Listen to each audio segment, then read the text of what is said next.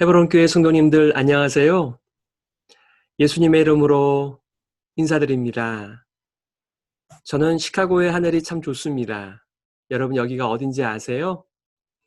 예, 우리가 5월마다 5K를 했던 레이크 알링턴입니다. 여러분들 보시고 기분 전환하시라고 제가 찍어왔습니다. 김건호 목사님을 통해서 심령이 가난한 자는 복이 있나니 말씀을 듣고 4가지를 적용해 보았죠. 심령이 가난한 자의 복을 구하세요. 또한 이를 위해서 세상의 것을 절제하세요. 또한 날마다 은혜 안에 거하세요. 특히 좋은 사람들과 함께 가난한 심령을 추구하세요 라는 권면이었습니다. 여러분들의 한 주간의 생활이 궁금합니다. 자, 오늘은 2번째 단추가 되겠습니다. 애통하는 자는 복이 있나니 우리 김건호 목사님과 함께 시작하도록 하겠습니다. 애통하는 자는 복이 있나니 저희가 위로를 받을 것이며. 수많은 무리들이 모인 가운데 예수님의 설교가 시작되었고 그 첫 번째 주제가 복이었습니다. 하지만 그 내용은 사람들이 기대했던 내용이 아니었죠. 심령이 가난한 자가 복이 있다고 말씀하신 예수님은 이제는 애통하는 자가 복이 있다고 말씀하십니다. 우는 자, 슬퍼하는 자가, 아픔이 있는 자가 복이 있다는 것입니다. 산 넘어 산이라는 생각이 들지 않으십니까? 비통해하다, 울부짖는다 이런 의미를 가지고 있는 헬라어 펜테오는 가장 극심한 슬픔을 표현하는 단어입니다. 일반적으로 어떤 것을 표현할 때 영어 성경이 다양한 단어를 쓰고 있는 것과는 달리 모든 영어 성경은 mourn이라는 한 단어만을 사용하고 있는데 이 단어는 죽음과 관련된 그런 슬픔을 뜻합니다.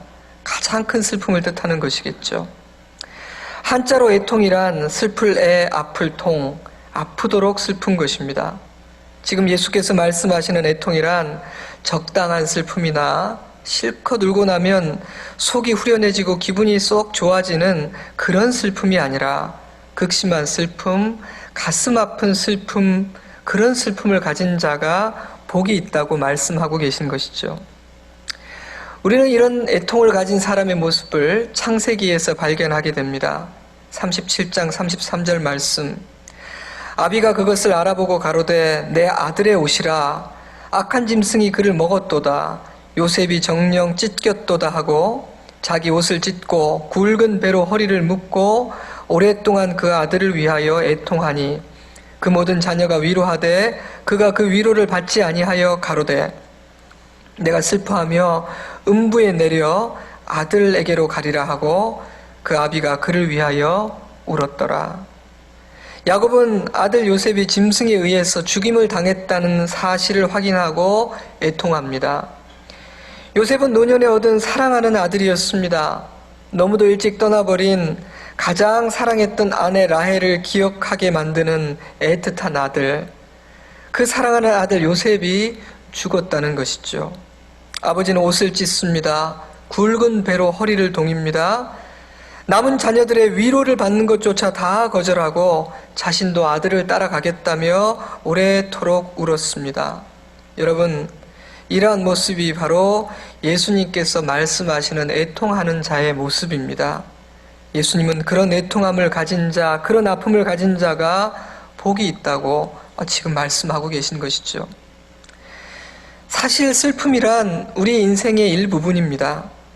헬라어만 살펴보더라도 슬픔을 표현하는 동사는 9개나 되는데 성경에는 그 9개의 단어가 모두 사용되었습니다. 우리의 삶에서 슬픔은 뗄 수 없다는 뜻이기도 하고 우리의 삶에는 다양한 이유의 슬픔, 다양한 강도의 슬픔들이 있다는 뜻일 것입니다. 그러나 애통과 슬픔의 감정은 인간이 좋아하는 감정은 아닙니다. 슬픔은 우리를 아프게 하고 우리를 움츠려들게 만들기 때문이죠. 그래서 사람들은 웃기는 이야기를 좋아합니다. 우리를 살리는 말씀은 선지자를 통해서 주어지는 하나님의 말씀인데 우리는 유쾌하고 즐거운 얘기 듣는 것을 훨씬 좋아하죠. 예수님은 애통하는 자가 복이 있다고 말씀하십니다. 적당한 슬픔이 아니라 가슴을 찢고 아파하는 슬픔을 가진 사람이 복이 있다고 말씀하세요. 여러분, 왜 애통하는 자가 복이 있는 것일까요? 생명은 헛되고 허탄한 웃음 가운데 있는 것이 아니라 오히려 애통함 가운데 있기 때문이죠. 저는 먼저 예수님이 선포하시는 이 팔복을 믿음으로 받아들여야 한다는 말씀을 드리고 싶습니다. 복에 대한 기준은 사람이 정하는 것이 아니라 하나님께서 정하시는 것이기 때문입니다.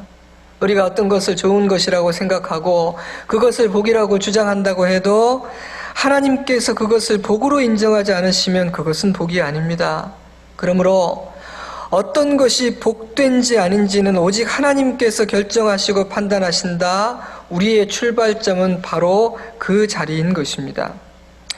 때문에 세상의 논리와 저와 여러분이 살면서 배워온 인간의 기준으로 볼 때 고개가 갸우뚱거려진다고 해도 예수님께서 복되다고 말씀하시는 것이 우리에게 진정한 복임을 믿으셔야만 합니다.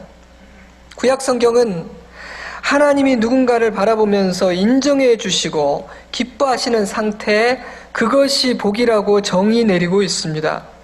그렇게 볼 때 팔복은 하나님께서 인정하시는 사람이 어떤 사람인지를 말해주고 있는 것입니다. 이런 사람을 하나님께서 인정해 주신다. 하나님께서 인정해 주시고 기뻐하시는 이런 사람이 진정으로 진실로 복된 사람이다. 예수님은 지금 그런 말씀을 하고 계신 것이죠. 여러분, 이것은 우리가 알고 있는 복과는 다른 개념입니다.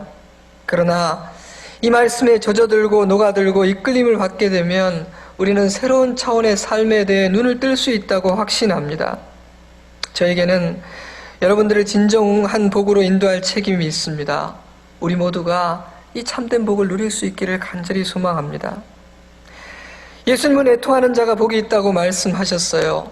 예수께서 말씀하시는 이 애통하는 애통, 이것은 어떤 애통일까요?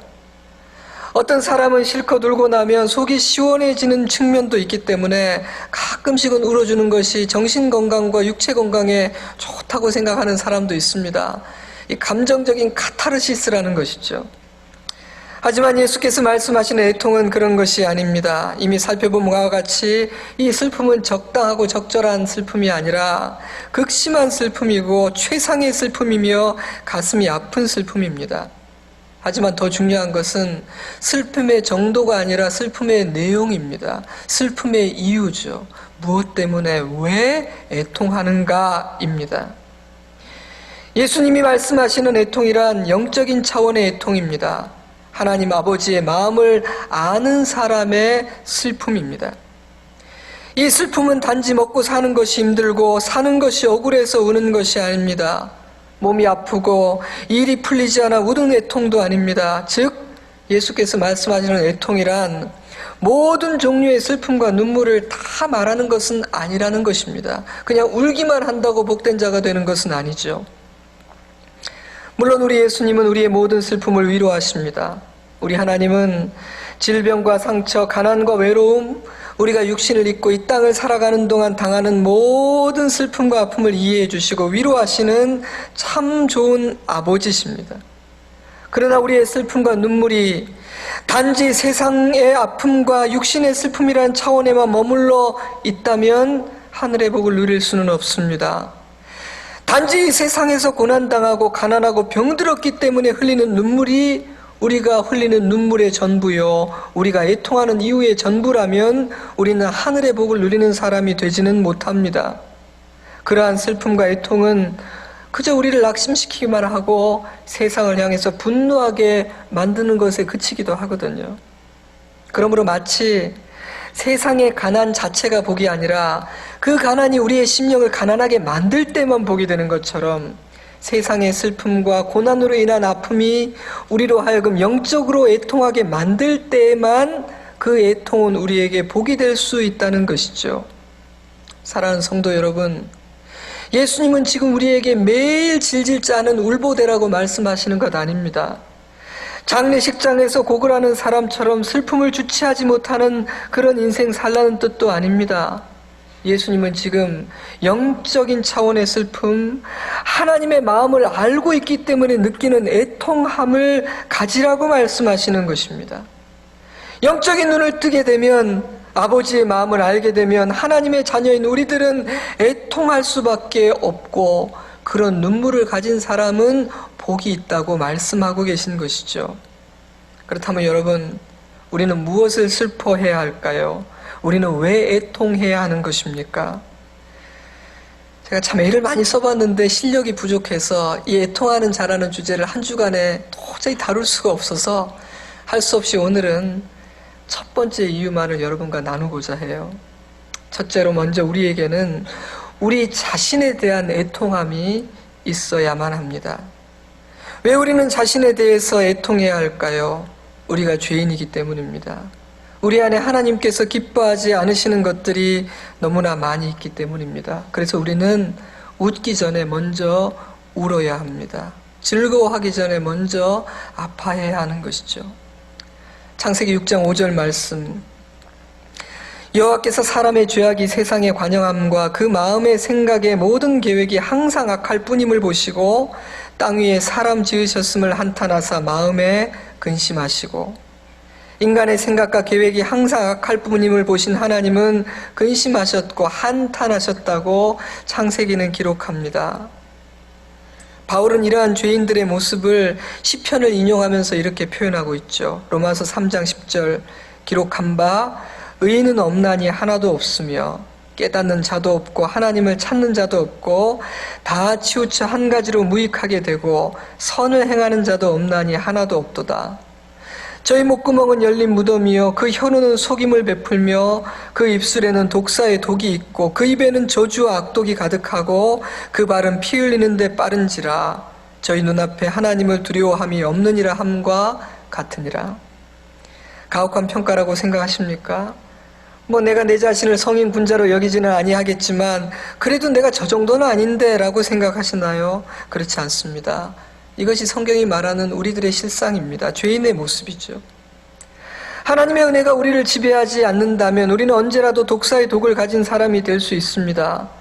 우리의 죄성이 하나님의 은혜로 다스려지지 않는다면 저 사람이 저런 사람이야? 저 사람이 내가 알고 있던 그 사람이 맞는가 싶을 정도의 거친 독설과 악행을 저지를 수 있는 죄인들이 바로 저와 여러분들입니다.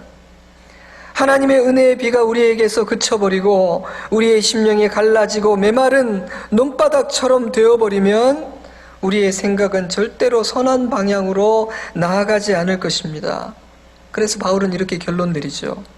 로마서 3장 23절, 모든 사람이 죄를 범하였으며 하나님의 영광에 이르지 못하더니 그리스도 예수 안에 있는 구속으로 말미암아 하나님의 은혜로 값없이 의롭다 하심을 얻은 자 되었느니라.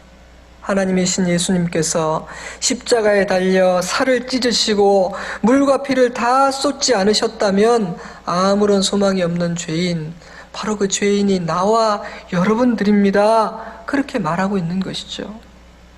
그러므로 애통하는 자는 어떤 사람입니까? 그런 자신의 죄인됨에 대해 아파하고 눈물 흘리는 사람입니다. 예수께서 말씀하시는 애통함이란 자신의 죄인됨과 악함에 대한 눈물이요 아픔인 것이죠. 사랑하는 성도 여러분, 우리의 애통함은 우리 자신에게서 출발해야 하는 것입니다. 이것은 우리가 처음 예수님 만나 거듭나게 되는 회심의 순간에만 일어나는 최초의 애통만은 의미하지는 않습니다. 이 동사의 시제를 잘 살펴보면 한때 과거에 애통한 적이 있는 사람이 복이 있는 것이 아니라 애통하는 사람, 즉 현재의 계속적인 체험도 의미하고 있기 때문입니다. 제 생각엔 두 가지가 다 중요한 것 같아요. 처음 예수님 만날 때 애통함의 경험을 가지는 것도 중요하고, 날마다를 살아가면서 주님을 온전히 따르지 못하는 자신에 대해서 애통하는 마음을 갖는 것도 중요하다고 생각합니다. 여러분, 우리는 어떻습니까? 우리는 우리의 죄 때문에 가슴 찢으면서 울어본 과거의 경험이 있습니까? 애통해 본 적이 있나요? 우리는 예배를 드리고 말씀을 듣고 기도하고 있음에도 불구하고 예수님을 제대로 따라가지 못하고 하나님의 자녀답게 살지 못하는 자신의 모습을 안타까워하고 아파하고 속상해하는 사람입니까? 우리는 우리의 죄 때문에 예수님께서 십자가에 돌아가셨음이 너무나 큰 은혜인 것을 알고 죄송해하고 감사할 뿐 아니라 애통하는 사람인가요? 주일 예배 때마다 참회의 기도 순서가 있는 것은 매 주일마다 우리에게 참여할 이유가 있다는 증거가 아니겠습니까? 물론 우리는 이미 예수 믿고 용서받은 사람들입니다. 그리스도의 십자가 보혈의 공로로 의롭다 칭함을 받은 사람들이죠. 하지만 저와 여러분은 여전히 죄 가운데 살고 있습니다. 우리는 마음으로 예수님 닮기는 원하지만 우리의 본성 깊은 곳에는 여전히 악하고 못된 습성들이 남아 있습니다. 못된 생각을 합니다. 못된 말을 내뱉습니다. 하나님의 영광을 가릴 때가 적지 않습니다. 버리기를 원할 뿐만 아니라 눈물 흘리며 회개하고 우리의 옛사람을 분명히 십자가에 못 박아 버렸는데 어느새 다시 살아난 나의 옛사람을 보게 됩니다. 예수님은 그것을 슬퍼해야 된다고 말씀하시는 것입니다. 그것이 가슴 아파하는 사람, 그런 사람은 진실로 복이 있는 사람이라고 말씀하고 계신 것이죠. 사랑하는 성도 여러분, 예수 믿는 사람들은 뻔뻔한 사람이 되어서는 안 됩니다. 하나님이 내 생각과 중심을 다 아시고 나의 겉과 속이 얼마나 다른지를 하나님이 알고 계신데 아닌 척 선한 척 뻔뻔스러운 사람이 되어서는 안 되는 것이죠. 자신의 죄에 대해 철저히 회개하고 아파해야 됩니다. 누군가에게 상처 주고 못된 마음 품었다면 애통해야 하는 것이죠. 성경은 이렇게 말합니다. 요한일서 1장 8절, 만일 우리가 죄 없다고 하면 스스로 속이고 또 진리가 우리 속에 있지 아니할 것이요 만일 우리가 우리 죄를 자백하면 저는 미쁘시고 의로우사 우리 죄를 사하시며 모든 불의에서 우리를 깨끗게 하실 것이요. 만약 저와 여러분이 선한 사람이라면 우리는 애통할 이유가 없을 것입니다. 억지로 애통해야 될 필요도 없을 것입니다. 하지만 우리는 선하지 않습니다. 우리는 날마다 은혜를 필요로 하는 불쌍한 죄인들입니다. 그럼에도 불구하고 내 안에 애통함이 없다면 그 이유는 몇 가지일 수 있을 거예요. 많은 이유가 있겠지만 저는 3가지 이유 정도가 있을 것 같습니다. 말씀을 묵상하면서 애통함이라는 잣대로 우리 영혼의 상태를 한번 점검해 볼 수도 있겠구나 하는 생각이 들었어요. 첫째로 어쩌면 그 이유는 우리가 거듭나지 않았기 때문일지도 모릅니다. 여러분, 영적인 애통함은 하나님의 자녀들만이 느낄 수 있는 영적인 감정입니다. 자신의 영혼과 자신의 죄악에 대한 슬픔은 십자가의 은혜를 아는 사람에게만 있다는 뜻입니다. 저는 예수 그리스도를 만났고 십자가의 은혜를 경험한 사람이라면 정도의 차이는 있겠지만 자신의 죄인됨과 선하지 않음에 대한 슬픔과 애통, 안타까움이 있을 수밖에 없다고 확신합니다. 그 비난의 손가락이 남을 향하는 것이 아니라 자신을 향하여 겸손히 자기를 먼저 돌아보게 될 것이라고 저는 확신합니다. 로마서 7장 24절, 오호라 나는 곤고한 사람이로다. 이 사망의 몸에서 누가 나를 건져내랴. 바울의 고백이 있을 거라고 믿습니다. 내가 선하지 않고 죄의 뿌리가 나의 안에 남아있어 역사하고 있음에도 불구하고 부끄럽지 않고 아프지 않다면 그것은 내 안에 성령님이 계시지 않고 예수 그리스도께서 계시지 않다는 것을 뜻할 수도 있습니다. 부끄러워해야 할 일이 부끄럽지 않고 회개해야 하는데 회개할 필요성을 전혀 느끼지 못한다면 내가 하나님을 만난 적이 있는지를 진지하게 물어야 합니다. 이것은 굉장히 심각한 일입니다. 그러므로 이런 차원에 머무르고 있는 분들은 예수님 만나야 합니다. 십자가를 경험해야 합니다. 오늘 이 말씀을 들어야 할 자에게 들리기를 바랍니다. 진지하게 여러분의 영혼을 돌아보십시오. 내가 하나님 안에 거하는 사람인지를 묵상해 보십시오. 그리고 은혜를 구하세요. 주님은 여러분의 마음의 문을 열고 들어가기를 원하십니다. 성령님의 도우심 가운데 예수 그리스도를 영접하여 자녀되는 은혜를 이 아침에 누리시기 바랍니다. 그때 비로소 예수님이 말씀하시는 그 애통함의 감정을 가질 수가 있는 것이죠. 우리에게 애통함이 없는 두 번째 이유는 어쩌면 우리의 기준이 낮기 때문일지도 모릅니다. 만약 우리가 다들 그렇게 사는데 이만하면 됐지라고 생각한다면 자신의 영혼과 죄인됨으로 인한 애통함은 없을 거예요. 저는 솔직히 그런 마음이 이해가 되기도 합니다. 세상이 너무나 악하고 엉망진창이 되어버려서 그냥 상식적으로만 살아도 존경받는 시대가 되지 않았습니까? 세상에는 양심의 화인 맞고 얼굴이 두꺼운 악인들도 많이 있지 않습니까? 심지어 교회 안에서도 비상식적이고 수준 이하의 일이 일어나며 때문에 과연 교회의 도덕성과 그리스도인들의 인격이 세상보다 더 나은지를 의심받는 시대가 아닙니까? 때문에 상식적인 삶을 살고 그 시대의 평균적인 기준만 충족시켜도 자신에 대해서 애통하는 마음을 갖지 않게 될지도 모릅니다. 그 정도만 해도 괜찮은 사람이니까요. 그것이 이 시대의 현실입니다. 그러나 여러분, 아무리 현실이 그렇다고 할지라도 우리들의 절대적인 기준은 이 시대 사람들의 평균적인 생각이나 도덕적인 기준과 상식은 아닙니다. 우리의 기준은 하나님의 말씀이요, 그 말씀을 주시는 하나님이십니다. 저는 마태복음 5장 48절 말씀이 산상수훈의 핵심이요 결론이라고 말씀드렸습니다. 5장 48절, 그러므로 하늘에 계신 너희 아버지의 온전하심과 같이 너희도 온전하라. 또한 베드로는 이렇게 말합니다. 내가 거룩하니 너희도 거룩할지어다. 세상과는 기준이 다른 것입니다.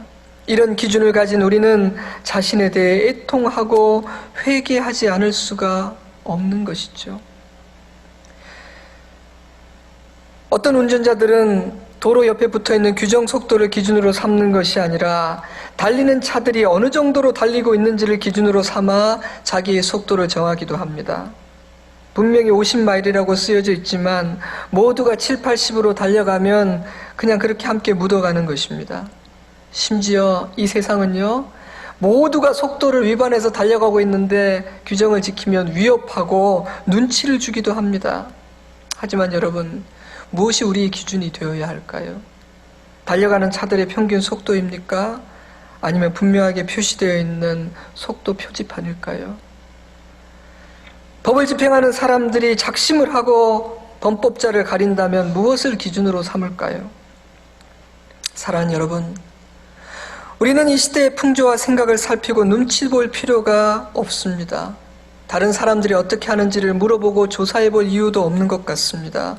우리는 그저 우리의 나침반이요 기준이 되시는 하나님의 말씀에 비추어서 나를 돌아보면 되는 것입니다.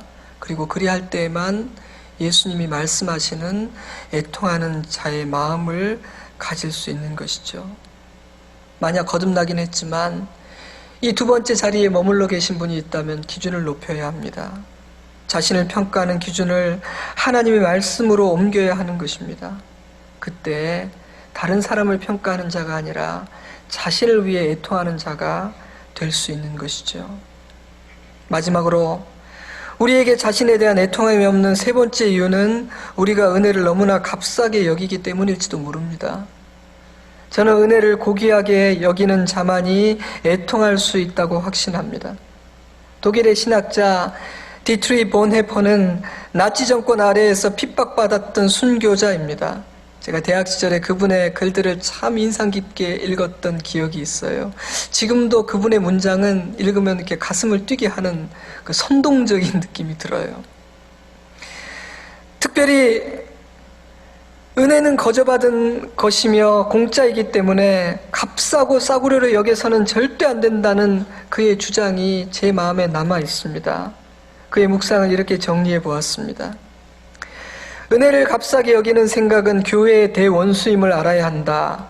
값싼 은혜는 싸구려로 팔아버리는 상품과 같고 식료품 창고에서 물건을 내오듯이 교회에서 쉽게 얻어내는 은혜를 뜻한다. 그것은 값도 대가도 없는 은혜이다.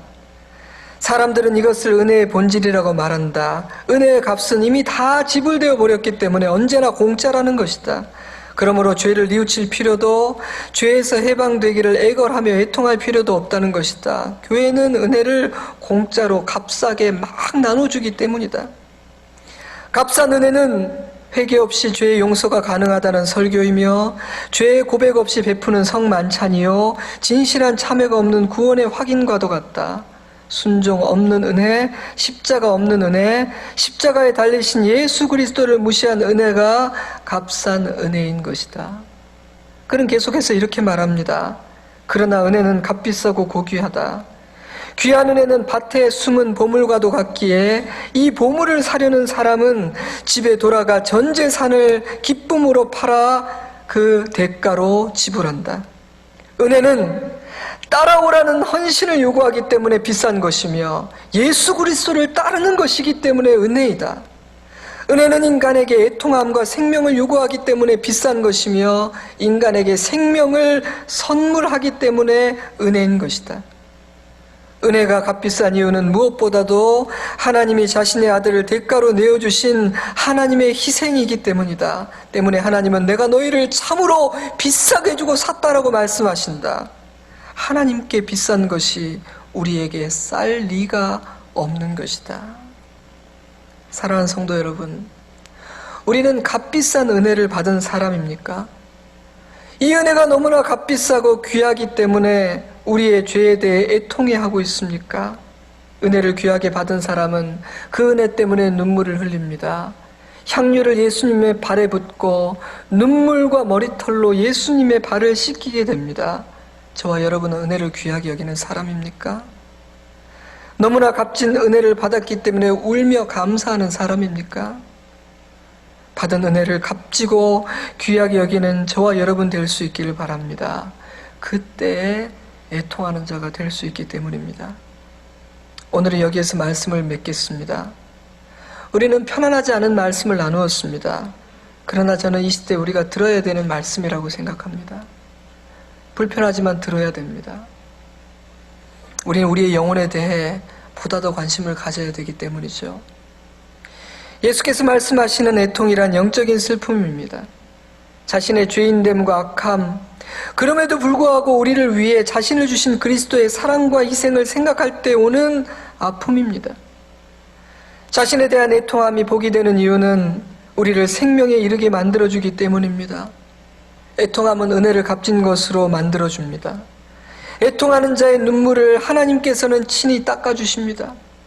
예수님은 애통하는 자는 위로를 받을 것이라고 말씀하셨습니다. 때문에 자신에 대한 슬픔이 있는 사람은 복됩니다. 하늘의 위로가 그 사람을 자유하게 만들어주기 때문입니다. 그 눈물을 흘리는 자는 인생의 짐이 벗겨지게 되고 용서의 은혜를 경험하게 되기 때문입니다. 이것은 애통해하는 사람만이 맛볼 수 있는 은혜라고 말씀하십니다. 하지만 이 시대의 기독교는 애통함을 생략해버린 것 같습니다. 애통함이 없는 용서, 회개와 눈물이 없는 자유함, 성경은 그런 것을 전혀 가르치고 있지 않음에도 불구하고 이 시대의 교회는 애통함과 죄에 대한 회개를 가르치지 않고 있는 것 같습니다. 어쩌면 그것이 그리스도인들의 영혼이 병들고 교회가 병드는 이유인지도 모르겠습니다. 여러분에게 자신에 대한 애통함이 있는지를 진지하게 살펴보실 수 있기를 바랍니다.